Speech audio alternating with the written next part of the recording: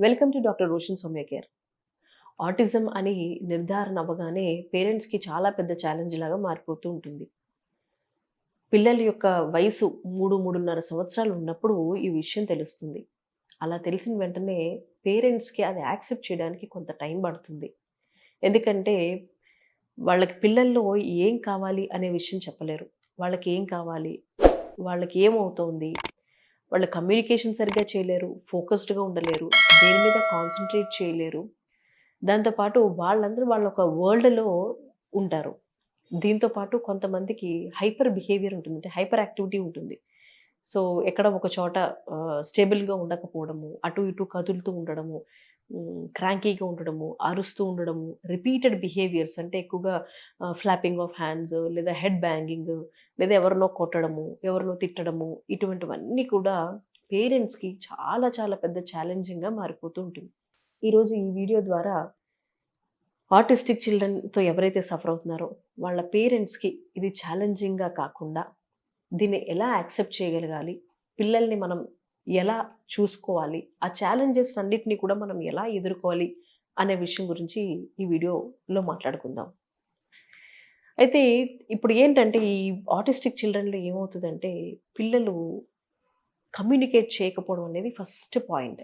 వాళ్ళకి ఏమవుతుంది? వాళ్ళకి ఏం కావాలి? అనే కమ్యూనికేషన్ ఉండదు. ఇది తెలుసున్న పేరెంట్స్ ఏం చేయాలంటే, ఫస్ట్‌లో ఇనీషియల్‌గా డెఫినెట్‌లీ ఒక సర్టెన్ టైం పడతది. అంటే అట్‌లీస్ట్ ఒక 6 మంత్స్ టు 8 మంత్స్ ఆ కిడ్ ఏంటి? వాళ్ళకి ఏం కావాలి? వాళ్ళు ఎటువంటి ఫిజికల్ కండిషన్స్‌కి అబ్‌నార్మల్‌గా బిహేవ్ చేస్తున్నారు? ఎటువంటి కండిషన్స్‌కి నార్మల్‌గా బిహేవ్ చేస్తున్నారు? అలాగే స్ట్రేంజర్స్‌తో ఎలా ఉంటున్నారు? ఇదంతా కూడా ఈ ప్యాటర్న్ అంతా కూడా పేరెంట్స్‌కి అర్థమవుతుంది.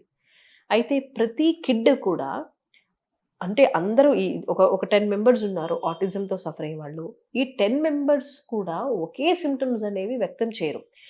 డెఫినెట్‌లీ ఒకళ్ళ నుంచి ఒకళ్ళకి ఆ డిఫరెన్స్ అనేది ఉంటది. కొంతమంది స్ట్రేంజర్స్‌తో చాలా ఫ్రెండ్లీగా ఉంటారు. కొంతమంది స్ట్రేంజర్స్‌ని చూడగానే భయపడిపోతారు. కొంతమంది స్ట్రేంజర్స్‌ని చూడగానే రాళ్ళేసి కొడతారు. లేదా వాళ్ళని తిడతారు. లేదా కొంతమంది చేతులో ఏదుంటే వాళ్ళ మీదకి అది విసురుతూ ఉంటారు. ఇలా ప్రతి ఒక్కళ్ళ ఎక్స్‌ప్రెషను కూడా చాలా డిఫరెంట్‌గా ఉంటుంది. పేరెంట్స్‌కి ఏమైపోతూ ఉంటుందంటే, బికాజ్ నేను చాలా మంది క్లినిక్‌కొస్తున్నప్పుడు నేను చూస్తుంటాను. వాళ్ళకది యాక్సెప్ట్ చేయడం చాలా కష్టమైపోయి, వాళ్ళ మీద ఎక్కువ కంప్లెయినింగ్ నేచర్ పెరిగిపోతూ ఉంటుంది. అలా చేశాడు, ఇలా చేశాడు, నేను అది వరీ అయిపోతున్నాను, ఇది వరీ అవుతున్నాను. No, don't worry. So, first విషయం ఏంటంటే, వాళ్ళని మీరు బాగా అబ్జర్వ్ చేయాలి. ఎందుకంటే, ఆటిస్టిక్ చిల్డ్రన్‌లో ఏమవుతుందంటే, ఈ కమ్యూనికేషన్‌తో పాటు వాళ్ళకి ఆ ఎక్స్‌ప్రెషన్ అనేది టోటల్‌గా ఉండదు కాబట్టి, వాళ్ళకి ఏం కావాలి, ఏం జరుగుతోంది వాళ్ళలో అనేది చెప్పడం చాలా కష్టమైపోతూ ఉంటుంది కాబట్టి, వాళ్ళని చాలా ఇప్పుడు నార్మల్ కిడ్‌ని మనం ఒక 30% 40% వాళ్ళ మీద అటెన్షన్ పే చేస్తే, వీళ్ళలో మనం 100% అటెన్షన్ పే చేయాలి. ఇదంతా ఎందుకు చేయాలి? పేరెంట్స్ ఎందుకు చేయాలి అంటే, కిడ్స్ కాబట్టే అనే ఒక విషయం అంటే, మీ పిల్లల్ని డెఫినెట్‌లీ మీరు కేర్ చేయాలనే విషయం ఒకటి పక్కన పెడితే, ఇవి చేయడం ద్వారా మీ లైఫ్ చాలా ఈజీ అయిపోతుంది. బికాజ్ ఇంత ఛాలెంజింగ్‌గా తయారవ్వరు. పిల్లల్ని మనం కనుక సరిగ్గా అర్థం చేసుకున్నట్లయితే, వాళ్ళకేం కావాలి, వాళ్ళు ఎక్కడ ఎటువంటి కండిషన్స్‌లో ఏ రకంగా వాళ్ళ ప్రవర్తన ఉంటోంది అనే విషయం తెలిసినట్లయితే, వాళ్ళతో కూర్చొని వాళ్ళతో మనం మాట్లాడగలిగినట్లయితే, వాళ్ళకి ప్రతీదీ అర్థమవుతుంది. రోజు చూసేది ఏది కూడా వాళ్ళలో అబ్నార్మల్ బిహేవియర్‌ని తీసుకురాదు.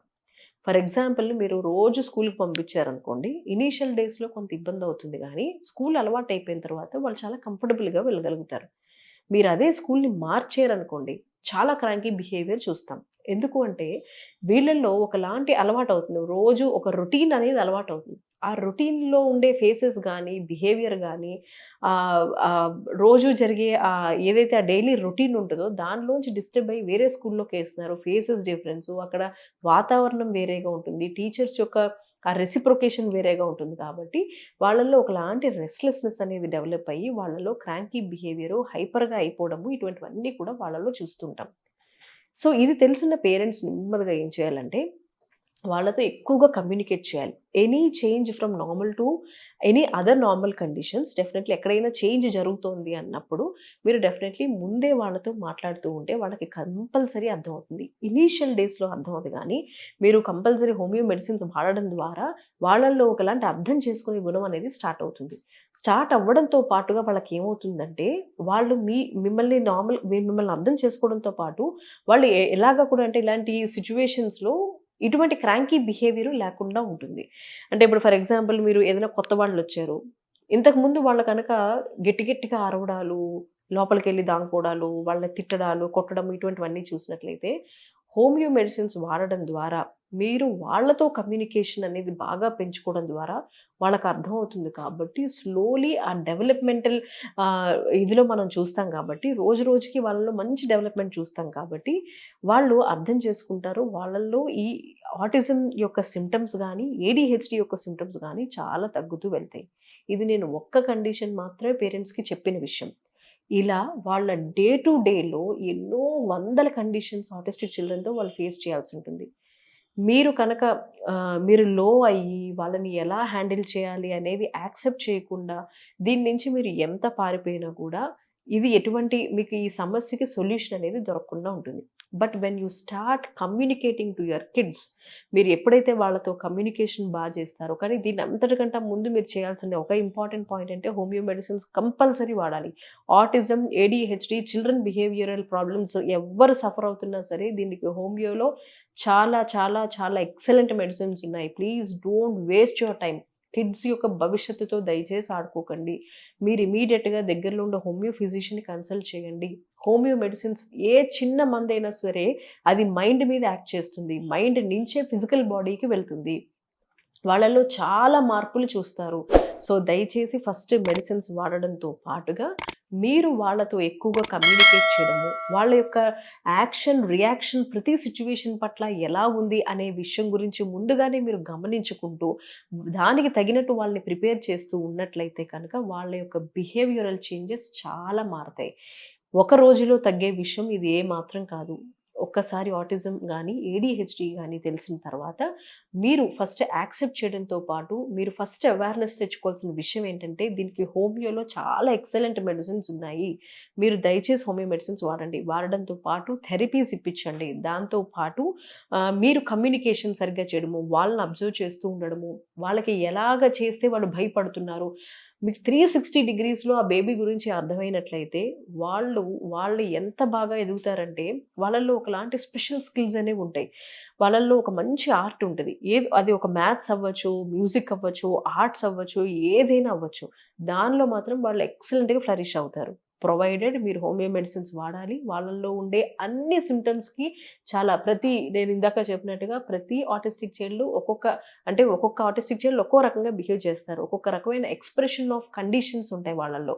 సో, దానికి మీరు మెడిసిన్స్ తీసుకుంటూ వాళ్ళని 360 డిగ్రీస్‌లో మీరు కనుక వాళ్ళని అబ్జర్వ్ చేసి, దానికి తగినట్టుగా కనుక మీరు వాళ్ళకి ఆ బిహేవియర్ మీరు మార్చుకొని, మీరు వాళ్ళకి ఒక ఫ్రెండ్ లాగా వాళ్ళ బాడీ లాంగ్వేజ్‌కి, వాళ్ళ మెంటల్ స్ట్రెంగ్త్‌కి మీరు వెళ్ళి వాళ్ళని కనుక మీరు హ్యాండిల్ చేయగలిగినట్లయితే చాలా చాలా ఈజీగా వాళ్ళు ఫాస్ట్‌గా ఏడీహెచ్‌డీ నుంచి, ఆటిజం నుంచి బయటకొస్తారు. మీకు కూడా డే టు డే అనేది చాలా ఈజీ అయిపోతుంది. It is so tough to raise autistic kid. Definitely వాళ్ళకి ఆ కమ్యూనికేషను, ఇంటరాక్షన్ ప్రాబ్లమ్సు, వాళ్ళ వరల్డ్‌లో వాళ్ళుంటారు కాబట్టి వీటన్నిటికి ఎటువంటి ప్రాబ్లము అవ్వకుండా ఉండాలంటే, ఒకటి మీరు వాళ్ళని అర్థం చేసుకోవడము, సిట్యుయేషన్స్‌ని యాక్సెప్ట్ చేయడము, 360 డిగ్రీస్‌లో వాళ్ళని అబ్జర్వ్ చేసినట్లయితే మీకు చాలా ఫాస్ట్‌గా, హాయిగా మీరు గూడా రిలీఫ్ అనేది మీకుంటది. ఇలా కాకుండా చాలామంది ఏం చేస్తున్నారంటే యాక్సెప్టెన్స్ అనేది ఒక ప్రాబ్లమ్ అయితే రెండోది ఏమవుతుందంటే వాళ్ళని సరిగ్గా హ్యాండిల్ చేయకపోవడం. You know that it is like వాళ్ళు సరిగ్గా లేరు అని తెలిసినప్పుడు వాళ్ళని మీరు కంటికి రెప్పలా కాపాడుతూ ఉండాలి.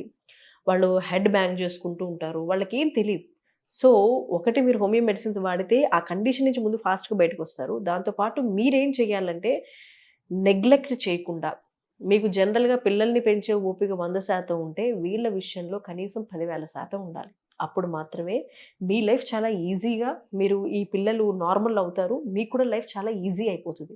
సో, కైండ్లీ అండర్‌స్టాండ్ ఇది don't take it as a stress. మీరు దీన్ని యాక్సెప్ట్ చేయడంతో పాటు ప్రతి డే వాళ్ళతో ఫ్రెండ్లీగా ఉన్నట్లయితే కనుక వాళ్ళు చాలా హాయిగా, కంఫర్టబుల్‌గా మీతో ఉండగలుగుతారు. వాళ్ళతో ఎక్కువగా కమ్యూనికేట్ చేయండి. కొన్ని కండిషన్స్‌లో మీరు కమ్యూనికేట్ చేసినా కూడా ఎటువంటి ఉపయోగం ఉండదు. Because they are in their world. అలాంటి పరిస్థితిలో ఉండకుండా ఉండాలి అని అంటే గనక మీరు కంపల్సరీ హోమియో మెడిసిన్స్ దయచేసి వాడండి. చాలా వీడియోస్‌లో చెప్పడం జరుగుతుంది. హోమియోలో దీనికి ఎక్సలెంట్ మెడిసిన్స్ ఉన్నాయని చెప్పినప్పుడు దయచేసి ఒకసారి వెళ్ళి మీ దగ్గరలో ఉండే హోమియో ఫిజిషియన్‌ని, బాగా ఫేమస్ ఉండే హోమియో ఫిజిషియన్‌ని కన్సల్ట్ చేసి అక్కడ ట్రీట్మెంట్ తీసుకోండి. ఆటిజంకి, ఏడీహెచ్‌డీకి చాలా ఎక్సలెంట్ రిజల్ట్స్ చూసాము. అంటే ఆ గ్రాఫ్ అనేది వెళ్ళగా వాళ్ళ బిహేవియర్ గాని, చాలా ఒక్కొక్కటి ఏ సింప్టమ్ అయితే చెప్తూ ఉన్నారో, ఆ ప్రతి సింప్టమ్‌లోనూ కూడా చాలా మంచి మార్పులనేవి మనం గమనించగలం. దీనికి ఎటువంటి పరీక్షలు మనం చేయించినా మనకేం తెలీదు. అంటే ఏదో బ్లడ్ టెస్ట్ చేస్తే ఇది పాజిటివ్ వచ్చింది. బ్లడ్ టెస్ట్ చేస్తే ఇది నెగెటివ్ వచ్చింది అనేవి ఉండవు ఇందులో. ఇట్ ఈస్ అసలు ఇది ఎందుకు అవుతుందో కూడా దీనికి తెలీదు. మనకి కేవలం సింప్టమ్స్ రూపేణా మాత్రమే వీళ్ళు ఎగ్జిబిట్ చేస్తారు. సింప్టమ్స్ రూపేణా మాత్రమే హోమియో మందులు వాడడం ద్వారా చాలా క్లియర్‌గా మంచి గ్రాఫ్ ఇంప్రూవ్‌మెంట్ అనేది మనం చూడగలుగుతాం. సో, దయచేసి దీనిలో ఎవరైనా సరే ఆటిస్టిక్ చిల్డ్రన్ గానీ, ఏడీహెచ్‌డీ చిల్డ్రన్ పేరెంట్స్ ఉంటే ఈ వీడియో ఉపయోగపడుతుంది అనే ఉద్దేశంతో చెప్పడం జరిగింది. ఈ వీడియో కనుక నచ్చినట్లయితే దయచేసి లైక్ చేయండి. అలాగే సబ్స్క్రైబ్ చేయండి. మీ ఫ్రెండ్స్ అందరికీ కూడా షేర్ చేయండి.